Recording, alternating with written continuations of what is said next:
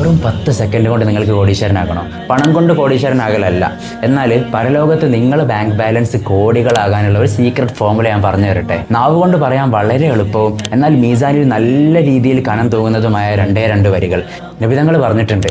നാവ് കൊണ്ട് പറയാൻ ഏറ്റവും ലളിതമായ എന്നാൽ അള്ളാഹുവിന് ഏറ്റവും ഇഷ്ടപ്പെട്ട മീസാനിൽ നല്ല രീതിയിൽ കനം തൂങ്ങുന്ന 2 കലിമത്തുകളുണ്ട്. അതാണ് സുബ്ഹാനല്ലാഹി വബിഹംദിഹി സുബ്ഹാനല്ലാഹിൽ അലീം. നമ്മൾ നോമ്പ് നോറ്റിട്ട് വെറുതെ ഇങ്ങനെ ഫോണൊക്കെ സ്ക്രോൾ ചെയ്യുന്ന സമയത്ത് ഈ 2 വരികൾ നമ്മുടെ നാവിലുണ്ടെങ്കിൽ നമുക്ക് കിട്ടാൻ പോകുന്ന പ്രതിഫലം എന്ന് പറയുന്നത് നമുക്ക് ചിന്തിക്കാൻ പോലും പറ്റാവുന്നതിൻ്റെ അപ്പുറമാണ്. നമ്മൾ ഡെയിലി എത്രത്തോളം സമയം വെറുതെ കളയുന്നുണ്ട്. നമ്മൾ യാത്ര ചെയ്യുമ്പോഴാണെങ്കിലും ശരി, നമ്മൾ ഭക്ഷണം പാകം ചെയ്യുമ്പോഴാണെങ്കിലും ശരി, അല്ലാത്ത കുറേ കാര്യങ്ങളിൽ എൻഗേജ്ഡ് ആയിരിക്കുന്ന സമയത്തും ഈ 2 വരികൾ നമ്മുടെ നാവിലുണ്ടെങ്കിൽ നമ്മൾ അറിയാതെ തന്നെ നമ്മളെ ഈ സ്വർഗത്തിലെ പദവി ഉയർന്നുകൊണ്ടേ ഇരിക്കുകയാണ്.